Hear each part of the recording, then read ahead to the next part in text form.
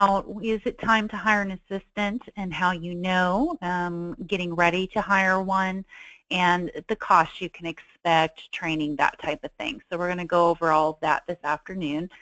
If you have questions towards the end, please feel free to let me know. Also, I want to give you out my phone number. I'll do that now. It's 941-223-2198. Again, my number is 941-223-2198. If you'd like to give me a call after the presentation with any special questions, please feel free to do so. So this afternoon, I'm going to suspect you're here because you're probably busy, have a lot on your plate, and need some assistance. And kind of deciding what you want to do and how you want that assistance to look is part of what this is about here today. So we're going to talk about having an assistant, what that does for you. It can increase your revenue, provide a higher level of personal service, and then also clear up your personal time, maybe allow a better balance of work and play. So increasing revenue, I want to share with you that I think is really the reason for most people. They want to be able to increase their business level and maybe provide the higher level of personal service. When you're trying to increase your revenue by having an assistant, it's really important to bracket out that extra time that you get by having someone to help you to go ahead and do those, you know, work generating, client generating tasks that you do. So just wanted you to keep that in mind. Signs that you are ready for an assistant. I'm sure if you're here on this call, then that means that you know you're ready. But usually it's because you're missing maybe some details or having a hard time getting the paperwork done or located, that type of thing. Also, the other thing is business tends to ebb and flow when you're doing it all yourself. You have your clients, you get them under contract, and you spend hours getting that done, and then you go out and prospect some more. So you end up with a real ebb and flow cycle in your business. So having an assistant to kind of take over some of those tasks for you can kind of avoid that ebb and flow and keep more of a steady pace of clients. So some of the things to consider before you actually hire an assistant is how much volume you want to produce or how much free time you'd like to have by having someone to assist you. You want to calculate if your sales has hit a plateau and are there goals that you haven't been able to accomplish. So perhaps that's involvement in the community or in a realtor group or something like that that you just haven't been able to find the time to be a part of. Busy work is something that you definitely want to pass off to an assistant. And then how much is your time worth? So that is something that I always say is really important to figure that out, how much you feel your time is worth, because that does make a difference in how you move forward with an assistant or team, perhaps using a buyer agent versus an assistant or vice versa, or both. So I do have teams, by the way, that do use 2 assistants. They usually have one that will handle things like transactions, and then perhaps they'll have the other one that will help them with business generating activities such as marketing and that type of thing. So there are 3 main different types of assistants. One obviously is the licensed assistant. Those generally are paid a higher hourly rate or higher salary because they are licensed. They are able to go and do your showings. They're able to go over contracts, explain those contracts or documents, and do repair negotiations. Then you have the unlicensed, and that would be the marketing, administrative, transaction, database management. Really unlicensed assistants focus on things that are not required for a licensed agent to take care of. Particularly, that would be document wording, marketing wording, and you know, negotiations. So you would want to think of it that way. You do want to check with your state as well. Every state is slightly different, but the rule of thumb is that if you're licensed, you can do those items. If you're unlicensed, you have to stick with marketing or administrative type work. The virtual assistant is actually what I do, and we do everything an unlicensed assistant can do. For instance, in the state of Texas, we are able to help with completing contracts or completing amendments as long as it is at the direction of the agent. Usually a virtual assistant is going to have more training. They're going to have maybe been in the industry for a while, so they're going to have a deeper understanding, and they're already going to be trained, so you're not going to be spending those hours training them. However, they don't work directly out of the office usually, and that can be a detriment to some agents, maybe who do spend quite a bit of time in the office, paper filing. Maybe they need that face-to-face interaction, doing weekly meetings, that kind of thing. And so sometimes it's better to go ahead and have an in-house assistant, just because it may work better for you to have somebody in your office working with you. Reason why I post personal assistant is because sometimes when I counsel with agents, it really comes down to they're not really looking for an assistant to help them with their business needs. They actually would like to have somebody that would help them with their shopping, their dry cleaning, that kind of thing.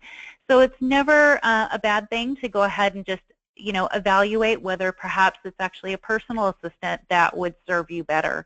So, or depending on how busy you are, you could definitely, again, do both. So. An unlicensed assistant, here's the list of items that an unlicensed assistant is allowed to do. Again, you do want to check with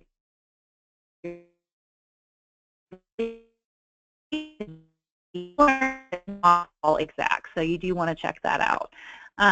We can set appointments, and here's the, I guess you would say the line there is that they have to be clients you already have. So they have to be somebody where you've already made that connection and the agent just needs you to call and set up an appointment for the listing presentation or whatever, but it's not actually soliciting the business. The business has to already be in your book of business. They can do open house events as well. This comes in handy if you have multiple listings, it's very busy, and you want to keep your sellers happy by doing those open houses. And so definitely worth looking at that for your assistant to do for you.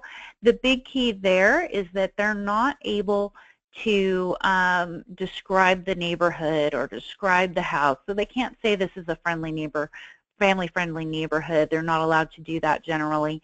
So, but they can hold the house actually open. They can pass out brochures and flyers. If there are questions, they do have to refer that directly to you as the agent. So an unlicensed assistant can take care of some of your flyers, brochures, postcards, just sold, just listed, that type of thing. They can help with ordering for sale signs. They may provide the information, as I just stated a little bit ago, about what's already advertised that they can just read from the sheet that's already been prepared. They can input your database. They can type out the contracts, again, only specifically directed by a licensee, and that does vary from state to state. And obviously then some of the basic things like ordering supplies and maintenance, bookkeeping, that kind of thing. So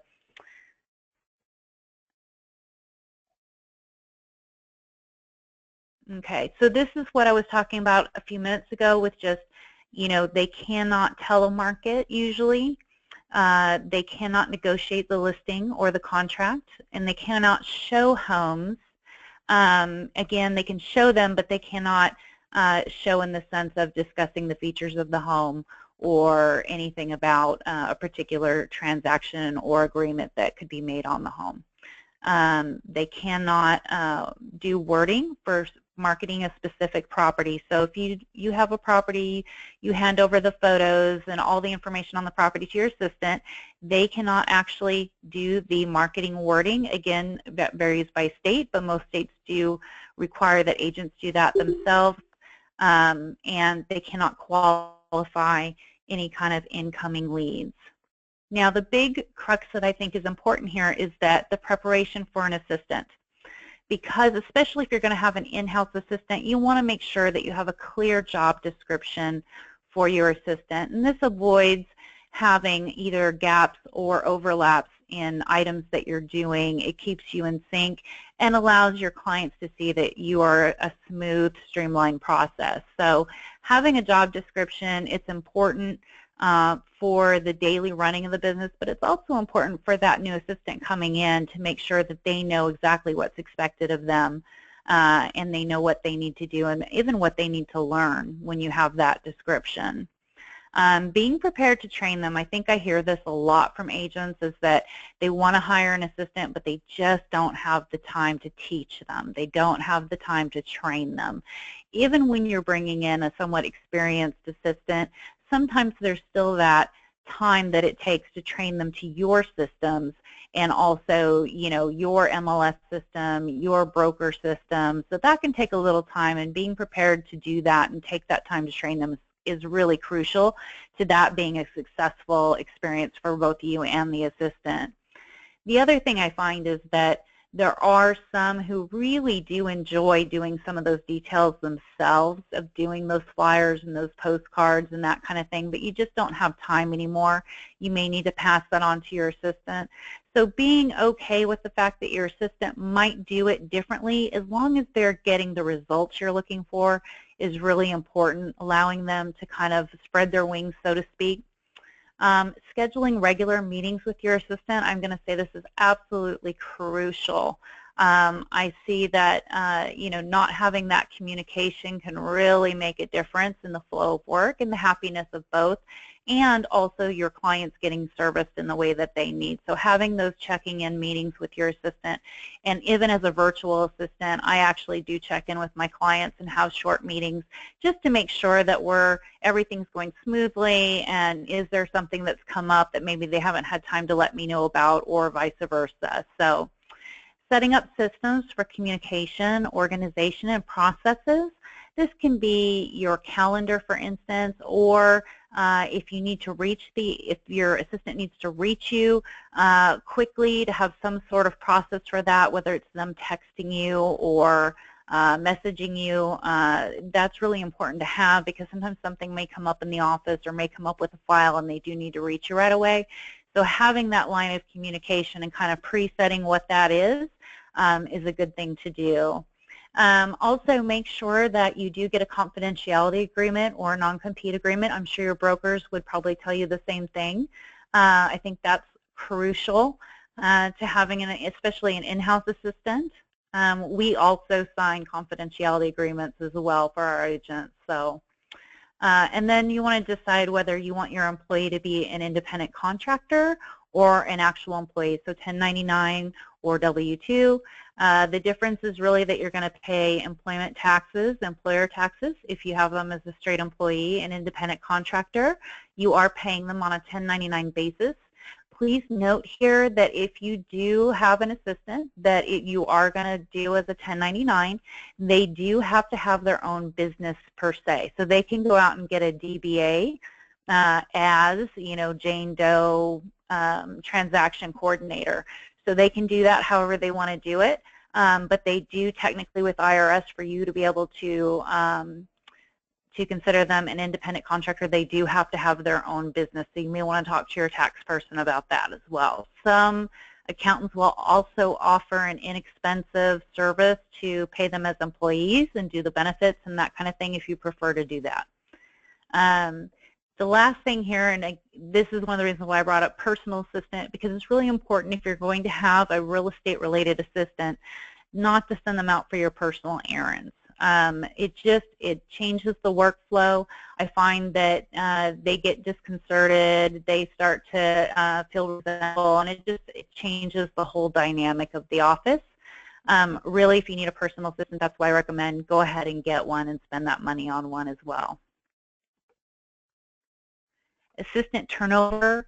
I hear a lot from agents how often they go through assistants. They feel like they just get one trained and then they are going and they're having to train another one. So that is kind of a situation in the industry where it seems to be pretty common.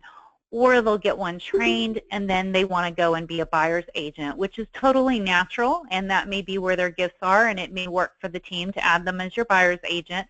But I do hear from a lot of agents that that's disappointing, because that's not really what they were expecting or wanting, was for their assistant to go off and be an agent or a buyer's agent for someone else. So assistants can see your commissions. They get tempted to do it for themselves. That's kind of where that comes from. Pay, generally I find assistants that turnover, they're wanting more pay, they're wanting some way of feeling they have a little room for advancement, and so generally they may start shopping for another agent that may pay them more. So that's just another reason I see for turnover. The other is some people just are not cut out for the attention to detail that's needed for the position. It can get really frustrating for both parties. You know, they may be more of the salesperson, or they may be better at marketing and maybe just not so good at those detailed items that need attention, such as double checking for signatures, or getting paperwork turned into the broker the way the broker specifically wants it, and so it keeps getting kicked back. And I find that creates a lot of frustration for both the agent and the assistant. So sometimes you'll see that as a reason for some turnover. Lack of communication. That usually is the assistant just really doesn't know how to express what they need, and they don't know how to let you know what you need, as far as, so if somebody calls and they say they have a question about such and such, and maybe that assistant doesn't communicate with you clearly that you need to get back to that client or what their issue might be. So lack of communication is really, I noticed, a detriment to the transaction and to having it go smoothly, is when you just don't take that time to have that communication with each other and checking in. So, and then delegation, lack of delegation. So I find that having an assistant isn't quite as effective if you are still trying to do it all, or you have your assistant start it but then you're finishing it. You're still spending a lot of time on those tasks that really need to be handed over to that assistant for them to be an effective help to you. So that's just a note there, lack of delegation.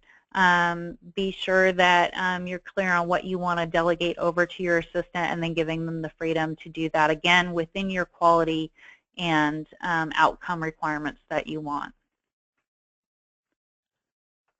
So the benefits of a virtual assistant, it kind of goes back to what I was talking about in the time to train, the holiday or vacations.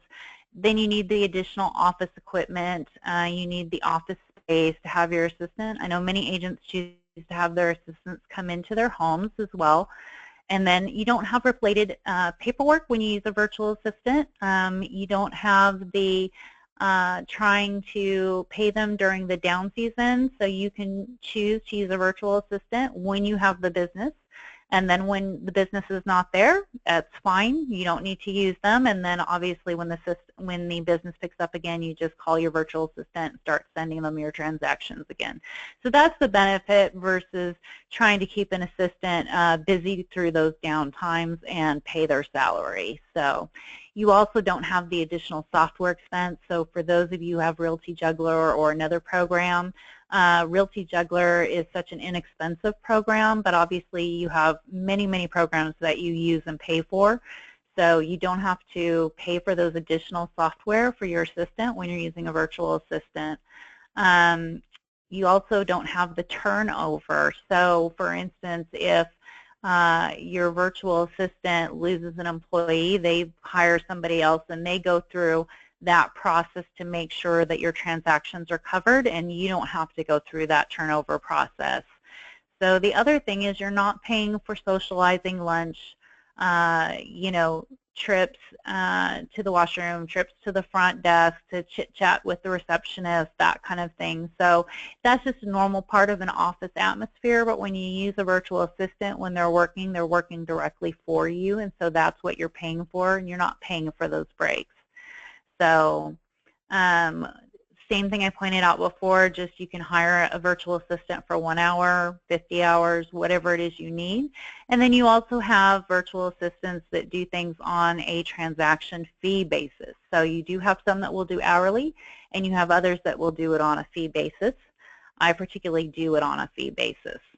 The cost of an assistant. So something to think about that when you're paying for an assistant, especially if you're paying for them as an employee versus a 1099, you're going to have to pay those taxes and meeting those deadlines for filing your taxes and paying your, paying your payroll taxes and all of that. So those are things you have to watch really closely. And of course, it is an expense, especially if you're having somebody like your accountant to do that for you. You can also hire a company like ADP to do your payroll, even for one person. They do actually do that, even for one person. And so if you did want to pay them yourselves and provide the benefits, you can do that. And if you do, I actually suggest that you do use a service like ADP or another payroll service maybe your accountant has for you, because that, even though it usually costs you between $50 and $60 a month, it's definitely worth it as far as your time goes. So that is what goes back to figuring out how much your time is worth. Then that allows you to decide whether you're going to process that payroll yourself or whether you are going to go ahead and hire that out to somebody else. So paying somebody at $13 an hour with all those items, thinking about all those items, can equal up to $20 an hour. So you are always paying more than you think you are when you're doing it that way. When you work with a virtual assistant, you have whatever your flat fee is, your hourly rate or your transaction fee. So that is a known cost. So you have a little more control over what you know you're going to be spending there.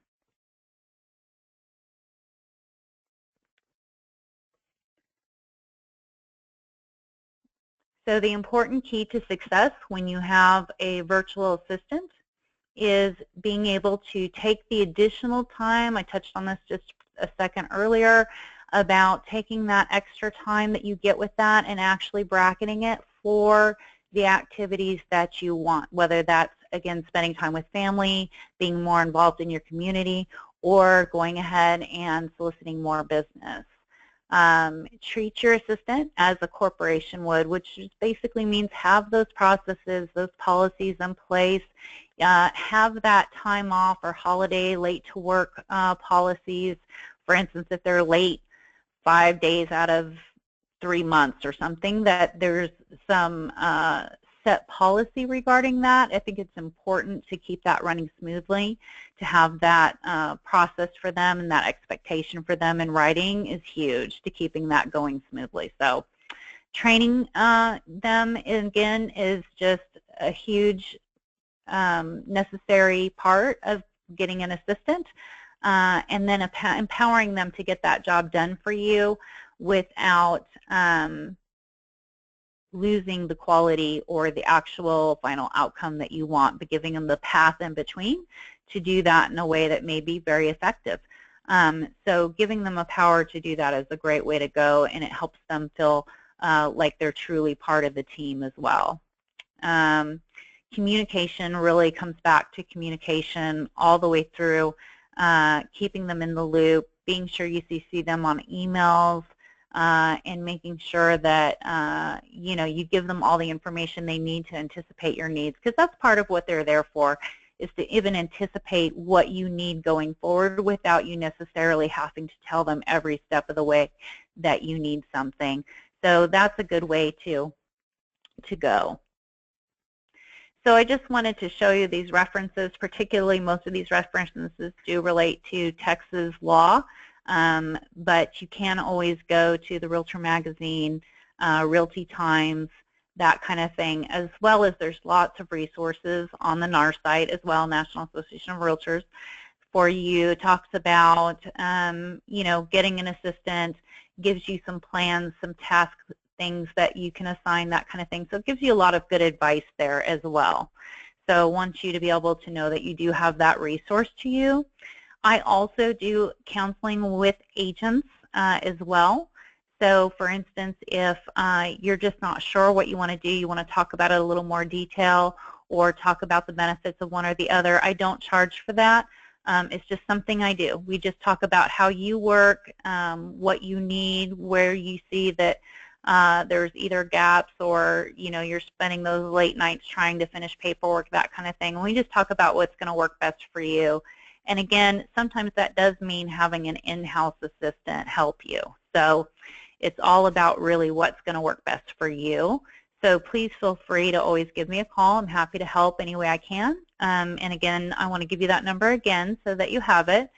It's 941-223-2198. Again, 941-223-2198. 2198. I'm happy to answer any questions that you may have. If you want to take a few minutes now, I'm happy to help in any way that I can.